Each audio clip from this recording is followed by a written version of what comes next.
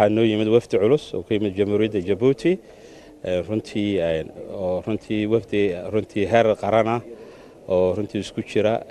dhinac walba haddaan nahay jamhuuriyadda Soomaaliland runtii wafdiga madaxweynaha la doortay madaxweyne Muuse Biixi Cabdi oo runtii maanta si wanaagsan saad arkaysaan buu soo dhaweeyay waxaana runtii wafdigu ahaa hambalyo soo dhaweyn ah oo ka soo horeysay tii calaamasaarka ah taasoo ina tusayso jaarnimada walaalnimada labada dal xiriirka sokeeyaha ee ka jira jamhuuriyadda Djibouti jamhuuriyadda Soomaaliland oo runtii mid aan la iloobi karin runtii aan marnaba ahayn sad ka waraysaanba Djibouti waxa naga dhaxaya jaarnimo walaalnimo afkii waxyaabo badan waa dad dega labada dalba runtii haday noqoto Soomaaliland iyo haday noqoto jamhuuriyadda Djibouti ba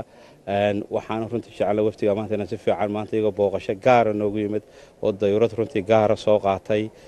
oo private waxaan leenahay ku soo dhawaada dalka jamhuuriyadda Soomaaliland haddaan 10 maalmood dabadeed aanu nimid oo aan garanay in aanu tagno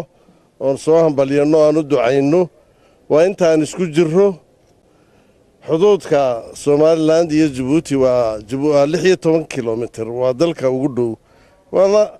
run ahaan dhaqan ahaan diin ahaan dhiig ahaan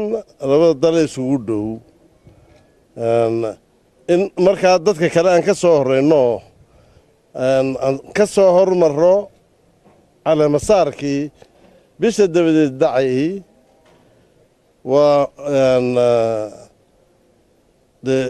socdaalkeygana ayaa tilmaamaya intaan isku jirro labadana isku jiraan madaxweynaha cusub ummadda reer Soomaaliland ay dooratay waan hambalyeennay waan la soconay waana noo ducaynay waxaanu Ilaahay uga baryeennaa in xilka culus loo igmaday Ilaahay ku garab galo noqdana kii basbas iyo barwaaqo iyo horumar Somaliland gaarsiinayay waqtigan maanta aanu ku nimid waa mid ka soo hormaray boqosooyinka caadigeed la isugu yimaado waa mid walaalnimo weeye waa mid darisnimo ka kale ee calaamasaarkana dabcan waa Djibouti waa iman doontaayoo dee wafdi rasmi ah oo official ah ayaa iman doona madaxweynaha waanu hambalyeynay ummadda Soomaaliland waanu hambalyeynaynaa waxaan ugu hambalyeynaynaa sida quruxda badan ku dayashadu ay ku jirto ay tahay in lagaga daydo tii cidnaanay caawin doorashada heerka sare ah ee casriga hore oo la isku raacay in ay tahay tii ugu horreysayba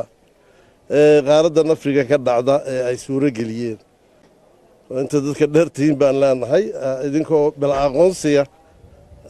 cidna aan idin gargaarin gaadheen aqoonsiguna